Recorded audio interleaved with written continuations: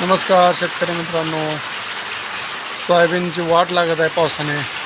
रोज पाऊस पडतोय, रोज पाऊस पडतोय, रोज पाऊस पडतोय. काय करावं? सोयाबीन काही येते का नाही वाटत नाही. आता तुमच्याकडे काय परिस्थिती आहे मित्रांनो पावसाची?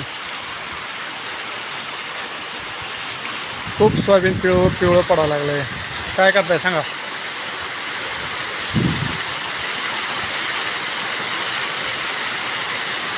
गाई पावसात भिजायला लागल्या त्या. चॅनलला सबस्क्राईब करा. पोटा करायचा आहे गाई सांगा.